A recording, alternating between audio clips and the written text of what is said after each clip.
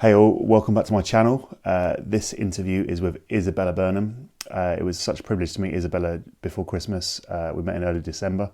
It's taken me a little while to kind of edit this because I've been moving house and stuff in between. But I'm really excited for you all to see this. Thanks so much to Isobella for giving up her time. It was a really interesting interview and I know you're going to love it. It would be a great help if you could like this video and also subscribe to my channel. Please also give myself and Isobella a follow over on Instagram. Links are in the comment section. Without further ado, here's the interview. Enjoy.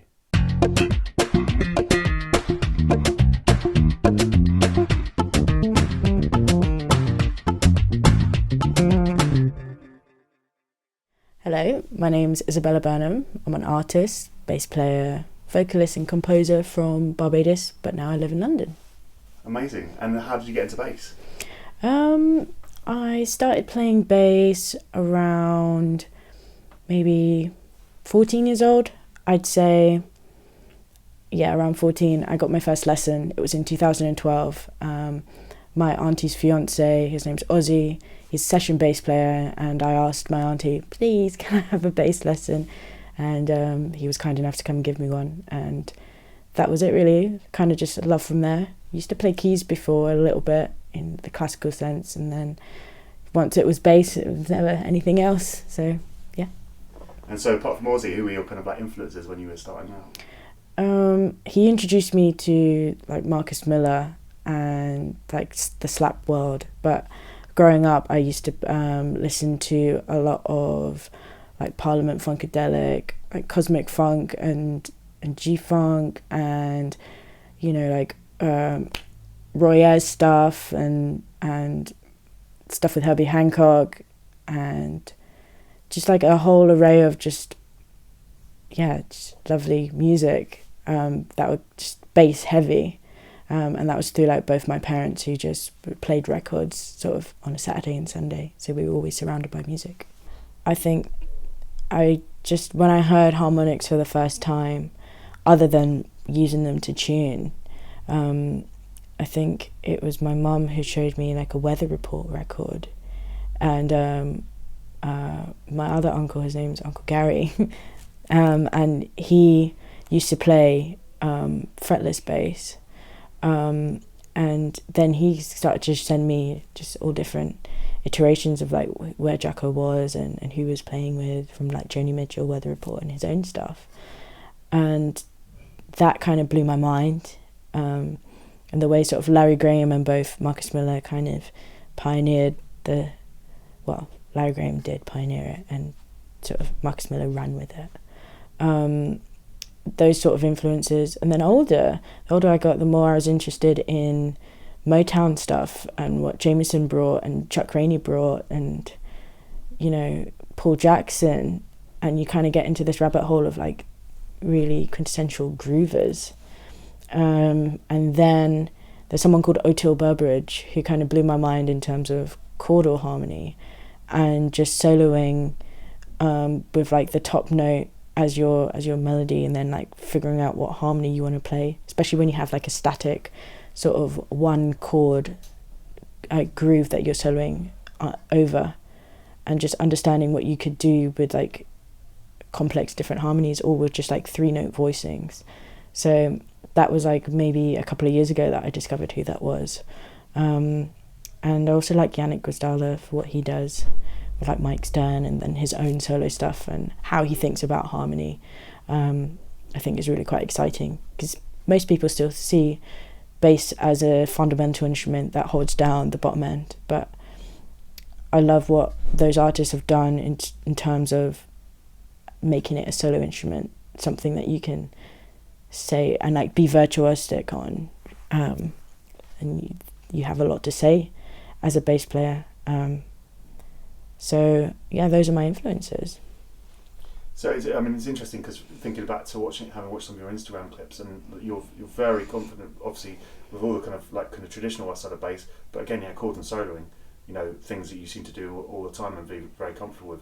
So was that really the kind of Otil Burbridge influence, or was that something, did you pick that up at college at all? I picked up, like, you know, we were all taught like different voicings in terms of how we can comp for blues or for rhythm change or in like a 32 bar sort of standard. So we all kind of did the exercises where we would play 2/5s with like 2-note voicings or 3-note voicings on the bass. But I always sort of thought about that in a very much theory and practice way and not in a practical playing way. It's only until like I had a loop station where I just play those chords and then like figure out like melodies that I would sing and then play back, that it kind of started to click, and how you can just use even as much as like double stops, and that really like changes the sound and can really just open up the harmony or open up your soloing ideas. So I think it's good to think about that in practice, but then when you're playing live, you want to be as free as possible to kind of hear what's going on around you, because music is a conversation with the musicians that you're playing with. And that's the most exciting bit of playing live and soloing, is kind of hearing like what everyone else is doing around you, what the drummer's doing, keys player's doing, guitarists, and how they're sort of helping shape where your solo is going. Because at the end of the day, you're on a ride, you're in a conversation, and it's much nicer to conversate rather than to talk at someone for ages with like loads of lines. Because I feel like some people can be very much like chopsy in terms of their bebop harmony, and it kind of sounds mechanical.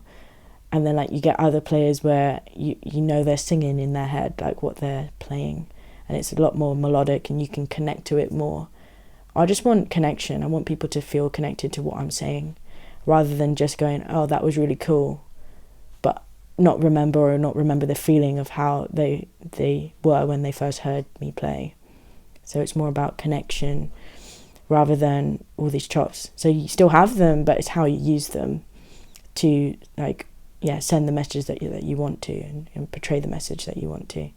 So I feel like I've spent maybe a year or two in the pandemic just really thinking about like how I want to say stuff with my instrument, and what that means to play the way that you do and execute different like really cool stuff that you might find on Instagram, or that you might find in O'Toole Burbridge like solo, and you want to break that down, which is really cool, and then like sort of implement it into your playing.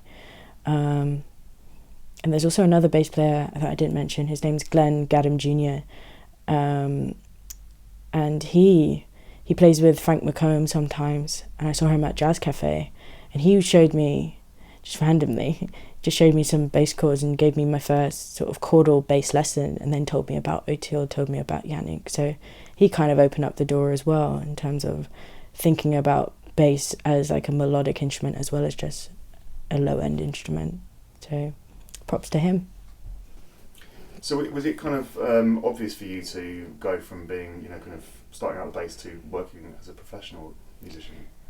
How did that come about? It wasn't that obvious, because growing up in Barbados, I used to play cricket a lot and actually made the national team and was heavily considering having sport as my career.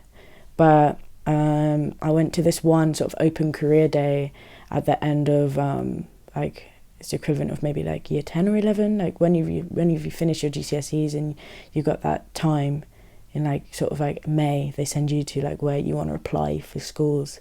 So I was thinking maybe I'll just come back to London or stay in Barbados. But the reason that I stayed is because they said I didn't need a GCSE in music in order to go to this particular college to study. Just needed to have the 4 core subjects. And I was like, okay, that's kind of what changed my mind, that that music would be possible. And from there I met lots of incredible people, and had some incredible teachers that not only taught me about jazz music but also Caribbean music and the mixture of the two, and how to sort of become an artist like from very sort of like grassroots, just like things that you want to take forward within what you've learned, because not everything that you learn you want to take forward. So yeah, I'd say it wasn't like it wasn't a thing where I was like, yeah, that's exactly what I'm going to do. It was definitely a toss-up between sports and music, but in the end I chose music because I kept hurting myself in sports, and I was like, this is a more sustainable career, because around about 35, like, your career is kind of finished in cricket and you become a coach or something else. So I was like, if I'm 80 years old with a cane just walking on stage, if I want to, that would actually be really quite cool. I can still do my career. So from then, finished college and decided that I wanted to pursue music. So I did little gigs here and there in the island, to the point where I was like, I want to move, I want to explore something different. And that's when I moved to London, and the rest is kind of history. Amazing. And so what was the scene like in Barbados? Because I guess a lot of people wouldn't have experienced it necessarily, the music scene. I'd say for the locals, it's very focused on soca music and reggae music, and then just any pop songs like your Ariana Grande's and like Jason Derulo songs, but then like covered in like a soca fashion. So like that's what you'll find at different bars and hotels that locals and tourists kind of want to hear. But like in different pockets of the country, there's different bars that are specific for reggae music, and then there's different bars specific for jazz music. And we have two like top musicians in the island who used to tour with like Luther Vandross and used to MD for like Anita Baker and like other really cool artists like Roberta Flack. Their names are Nicholas Branca and Arturo Tappan, and they play bass and sax respectively. And they would just come to different nights. There's one spot called Oceans 2, which is a hotel, but they have like an open sort of lobby area where you could set up and play, and these are just incredible jazz music would be played by the people that went to our college called Barbados Community College, and there's a really fantastic music department, and they just churn out like 30 to 40 players a year that all have like their bases in jazz. So like there'll be just the most killing bebop solos just going on in just this quiet bar, like just in St. Lawrence Gap, which is like the party strip of the island. So you have like all of this party music, and the further you get down this sort of road, you reach this incredible like small lobby where like you just hear like the jazz greats really. Like you'll hear influences from Charlie Parker and John Coltrane just running through with like Caribbean inflections, and you're just sat there like, wow, this is incredible. So you've got two very different scenes, but all in one different island, like all in the same island, all in the same spot. Amazing. That's obviously, I mean, you mentioned two genres like soca and reggae. Do you feel like having that sort of grounding is almost like a bit of a secret weapon? How have you found that's kind of influenced, kind of the work you do now, which I guess is maybe more mainstream and less specific? I'd say it's helped in sort of the way I see rhythm and the way that I feel rhythm, because playing soca and playing reggae, they're simple bass lines, but you have to be in the pocket and you have to really groove well in order to make them work, because they're like 1/5 or 1/4/5, and the chord progressions are really quite simple, like earring back to like just 4-chord songs. So you've got to really be in the pocket in order to make that work, and I feel like that's crossed over to what I do now. So a lot of people, they compliment me on like my groove ability to just stay in the pocket, and then when I do go out to play a little lick or riff here and there, then it doesn't really take away from the groove, it kind of adds to it. But like I like to be a tasteful bass player rather than a really chopsy gospel bass player, because I feel like with the music that I'm trying to create with the people that I'm playing with, such as Steam Down or used to work with Connie Constance, I feel like they need more of a grounding bass groove rather than something that's really flying over the place. Like I really love the players like Thundercat, but like Thundercat is not really what you could do accessible for everywhere. Like that's one really cool thing, but I don't think that is applicable like everywhere. So I'd say my background in just knowing those rhythms and groove has really helped me get the jobs that I have, because people think of me, I hope, as someone who grooves first and then who's a little bit chopsy second. So what was the kind of like the key elements of developing that kind of groove? What do you think it was about that music, or that kind of musical education you had, either the formal side or the informal side, that kind of gave you that ability to groove? And is it something you work on all the time, or? I'd say it's something that you feel rather than you actively work on. I think the type of music that you're influenced by or that you heard growing up that's kind of sunken into you without you even noticing really quite helps. And just your ability to listen and then play back what you hear. So just replicating records, just sitting down listening to the radio, or if you've got access to vinyl or access to Spotify, just sitting down and listening to your favourite bass players and kind of soak up the best bits of what you love from them, and do that from a few players. So you're just kind of just listening and replicating the same way that you kind of learn any language. You kind of replicate before you understand what you're saying, and then you can go in deep dive into like whatever the language is. Like, you know, you learn English language, you've got like masters in English, but like you were speaking English before you even knew what it really was that you were saying. You kind of had a feeling of what it was because you can see it used in different contexts. But I think the older that I get and the more experience I have, the more I can break down into detail what I was doing then, in terms of groove. But it was very much intuitive up until the time where I was really deeply looking into, if I play D high up on the E string, it sounds a lot warmer than the D on the A string. And how that now, when I'm listening to records, especially back in the day, I'm like, this is warmer. You know, that bass player probably played it up the neck to give me that warm feeling on the record, rather than the nasally feeling that you get playing on the A, D and G strings. So then you kind of deep dive into what that is, and you can be lost there for hours, weeks, months, you know. the wormhole, yeah, That's great. And so can you talk about like the sort of first few gigs you did, and also that kind of like that transition? So when you arrived like in London, like what was it like, and what happened when you arrived? I actually came over the summer before, so I came in January 2018 to live, but I came the summer of 2017, and I met up with a drummer called Benjamin Appiah, and a bass player called Mutali Chashi, and another drummer called Romana Campbell. Romana Campbell I met at Tomorrow's Warriors.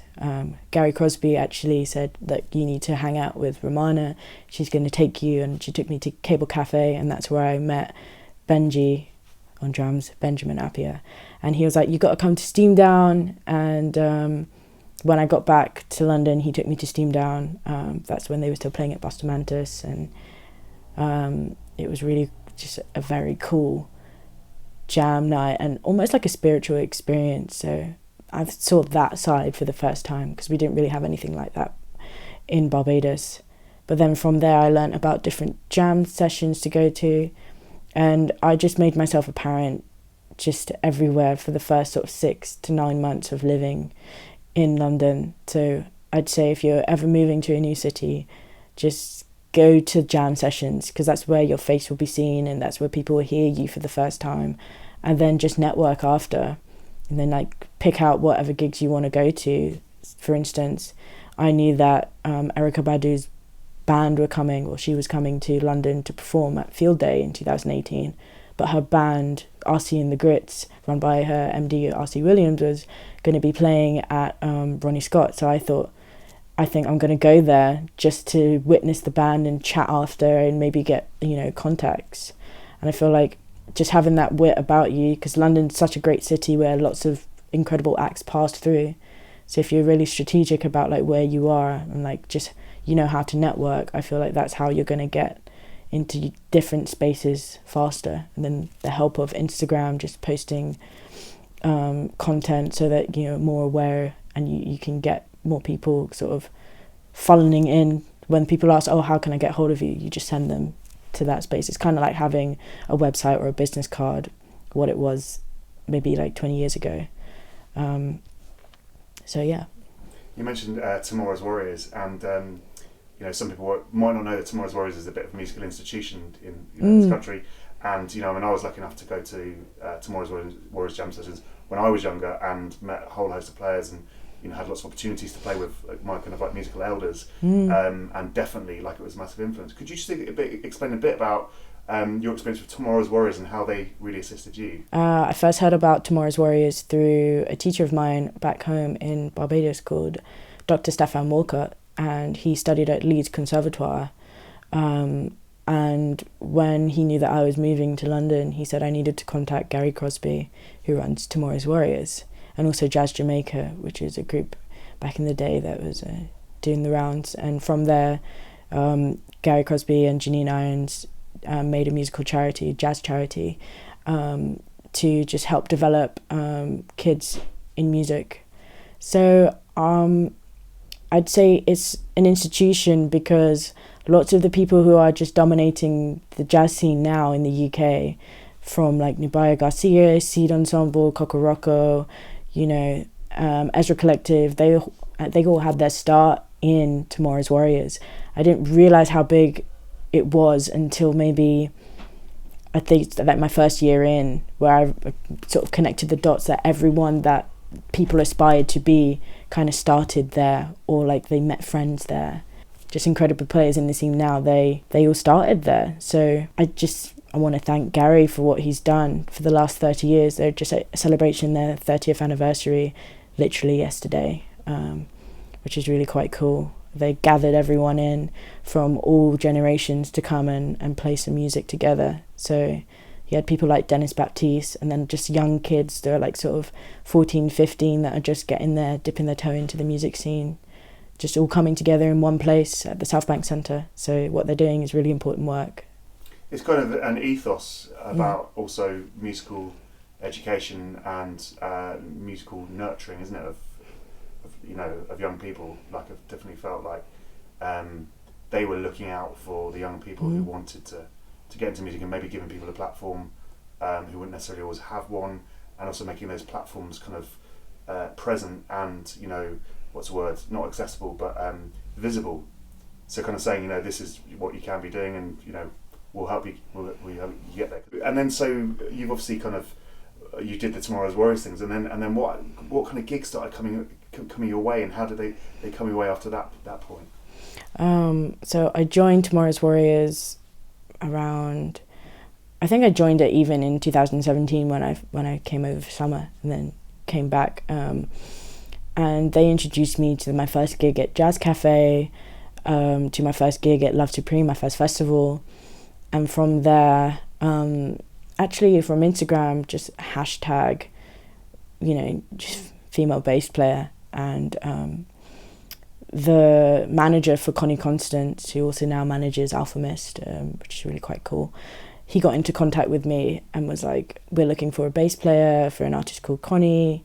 Would you be interested? So just through like being seen around in festivals and continuously just trying to use the algorithm of Instagram to my advantage, I was found by various people. And then from that first gig, I think that kind of snowballed into people seeing me. So from doing Connie's gigs, I think, and just responding to things and like Instagram ads almost. So someone put out an ad looking for a female bass player based in London to do a video. And this was back in like August 2018. And I was at the point where you just say yes to everything because everything's going to be a good opportunity, no matter if it's paid or not paid or poorly paid. Like, you just want to be seen and have exposure in that sense. So I was really just keen to do anything. And so I just sent in all the details that they asked for, and they got back to me. They chose me, and it was, funnily enough, for Tom Mish's video. It runs through me, and I had no idea who the artist was, but it kind of blew up, and then people kind of knew who I was, or like at least could point and go, oh, that's a bass player from the Tom Mish video. So just getting like recognised here and there for little bits and pieces. And then that's when like sort of brand deals came into play, because Sire sort of contacted me because they saw I was using their bass in that video, and they wanted to meet with me, and then I met with them in 2019. I also toured with Tom in 2019.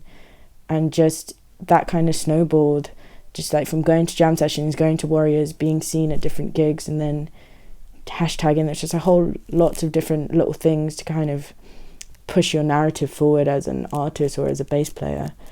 And all these different elements had just like a big effect on like your career and where you're going. So yeah, I spent a lot of time sort of like strategizing, almost just like what I wanted to do, where I wanted to be, kind of manifesting it into existence. So I think that's quite important, just going to jams, having a platform and having people that are readily there to like see that you're doing well and will push you in right directions, because they, you know, Tomorrow's Warriors are still looking out for me. I'm doing a Decca mentorship with them, through them, because they've now partnered with Decca Records to teach young musicians about the other side of the industry, which is really important. You're publishing and learning that music is not just playing gigs, which is really fun, but like how to protect yourself, how to have stable income, you know, over the course of your career. So I really thank them for what they did. So you really kind of matched your kind of knowledge of the Instagram, the kind of marketing side of things with your playing ability. That's obviously a really important thing. Do you is that something you advise to like young musicians to really get on top of? Or I think, you know, sometimes for older musicians we make the assumption that, you know, like some people don't do that, and but then it almost feels like, you know, kind of generationally now that like a lot of younger players just already have that down. Did you have to really learn a lot, or did you find it was almost kind of stuff you were already doing as an Instagram user? I'd say it was stuff that I was kind of doing, just posting fun videos here or there of my practice or like gigs.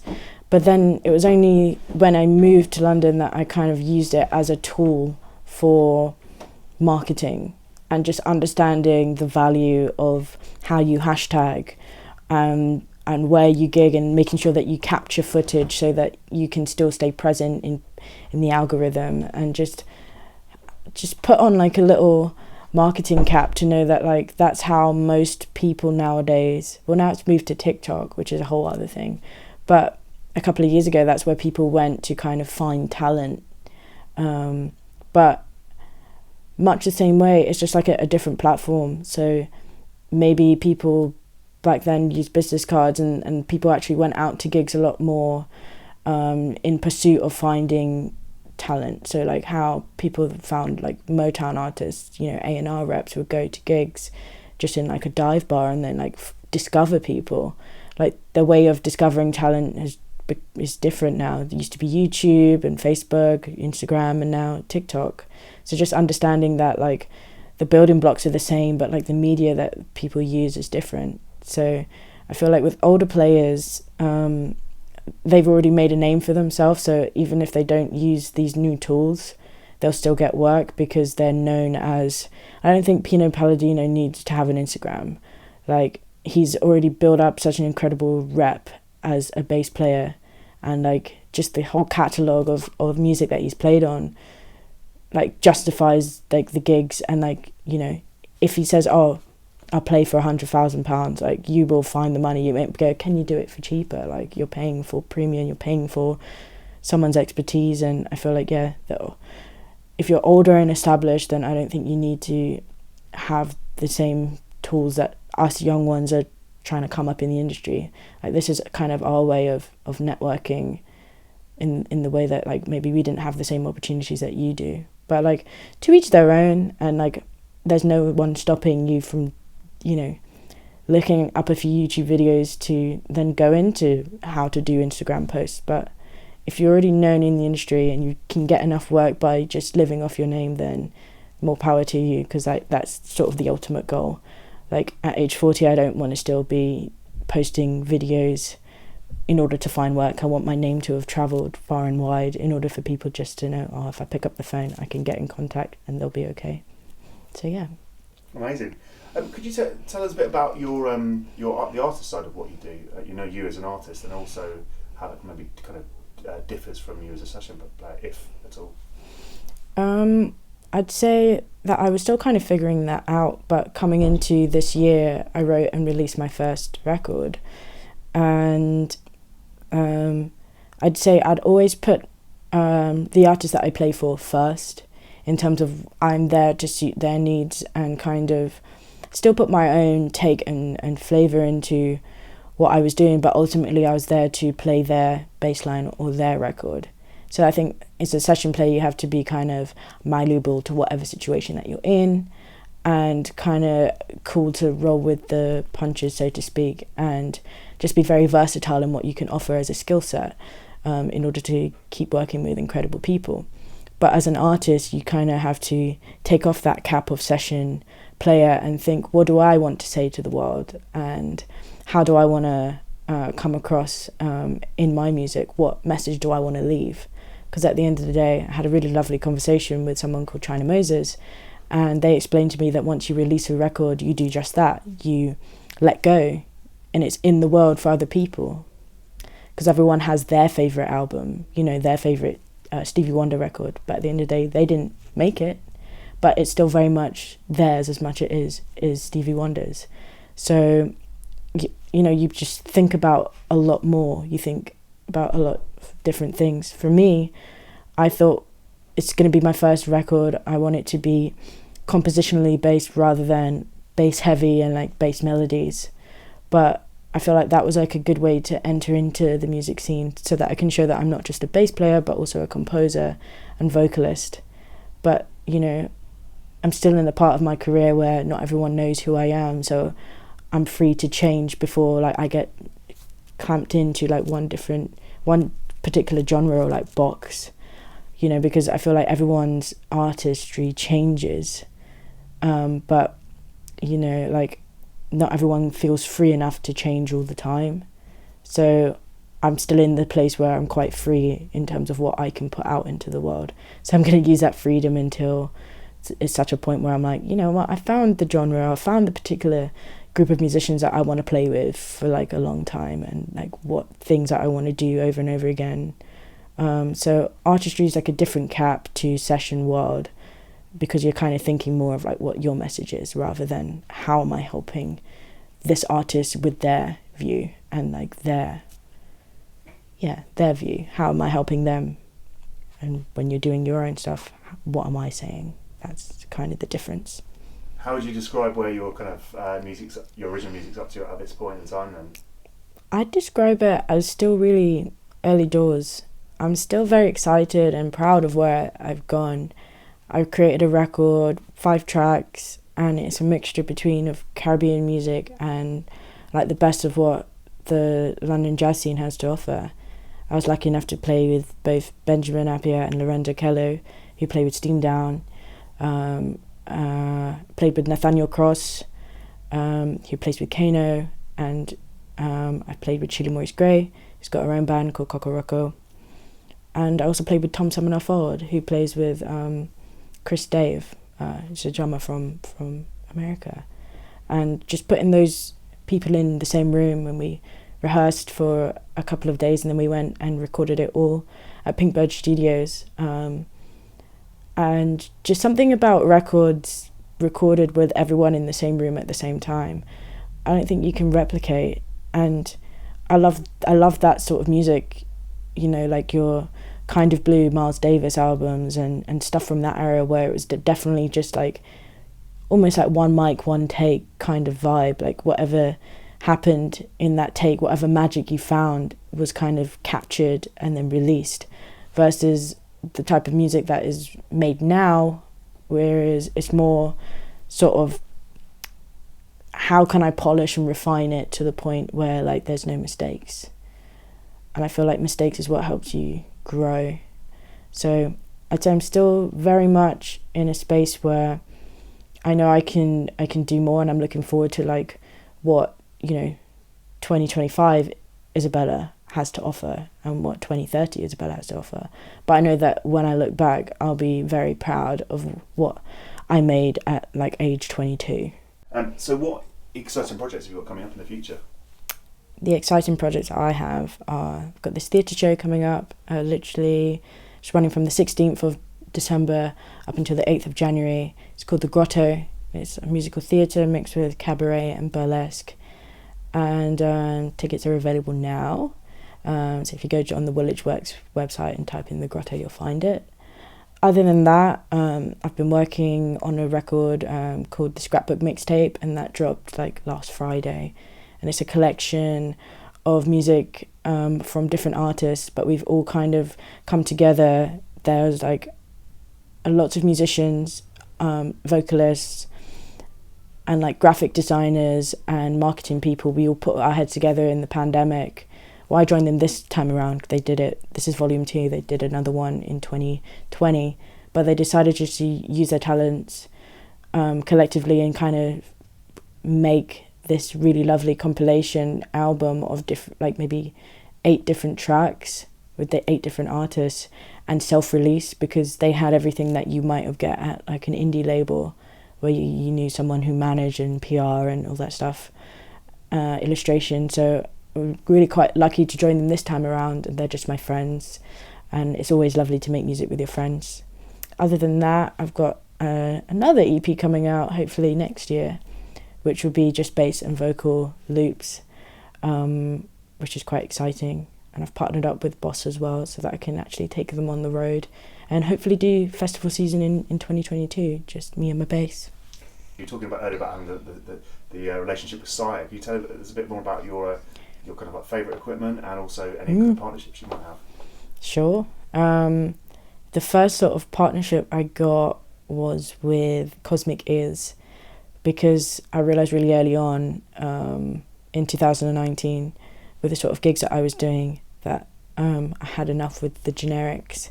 So I wanted to get my own moulded in-ear monitors, and they were really a game changer, especially going on to festival stages. And because my ears are quite small, just having something that's moulded and fit to you is really helpful. So I got into contact with them, and they were kind enough to, form a partnership with me. So that's really lovely. I also play Roto Sound strings. Been playing them since I started playing bass back in 2012. And Boss pedals, they got into contact with me, or I got into contact with them, I'm not sure. And I've been playing their gear also since about 2015 or 2016. And as I mentioned, before, Sire Basses. And those are the sort of companies that I work with. I wouldn't say that it's endorsements, more kind of like family, because I'm able to pick up the phone and chat with them if they need any content, or if I wanted any content, or if I wanted to say, oh look, I'm playing here, I need a set of strings ASAP, then Roto Sound are more than happy to be like, here, this is what you need to do, we'll get them to you. So it's nice to have that sort of working relationship. I also had like a problem with like one of the cables in my in-ears, and they were able to send me within a few days. So it's just nice to keep up relationships with these brands, especially as they're here to support your career as it grows from year to year. So it's important to have that relationship, rather than this is a brand and you're kind of a cog in their machine. So I don't feel that way. So do you just use Sire basses, or do you have a kind of array of things that you saying you had a P bass as well? And what else do you play? So I mainly play Sire because that was sort of the bass that I grew up playing on, a Sire 5-string V7, and they built me my own custom model, which is a PJ, which I kind of play everywhere. But there's some sounds that like you can't replicate. So in the studio, I might use a Fender P if that's what's needed of me. I also play Novation Bass Station 2, and Gary Crosby again from Tomorrow's Warriors lent me one of his uprights. So I've got just an array of gear that I use and that I love. So mainly Sire and Fender that I play on a daily with Bass Station 2. And I've just got a Novation Summit as well. So that's been really interesting, just getting synth sounds, and it's getting my creative juices flowing for what I could do next in my next project. So just lots of really cool gear. Amazing. Well, so if people want to kind of hear your original stuff, your artist music, whereabouts can they find it? It is everywhere, which is great. Right, yeah. So you can find it on Bandcamp, you can find it on Deezer, Amazon Music, Spotify, iTunes, Apple Music, the list goes on, Pandora. And it's coming out on vinyl around February or March. That's when they said that it will be shipped. Got 300 limited edition copies coming your way of my debut record called Dancing Garuda. So that's really quite exciting as like an artist's point where I can like actually, hopefully, host, you know, a launch party and just invite lots of incredible people to come and listen to the band, and, you know, I'll sign some records and just make a night of it. So that's what I'm kind of most excited for in the next sort of 6 months, is to be able to share my tangible piece of art to the world. That was really, really interesting. Thank you so much for your time. Thank you.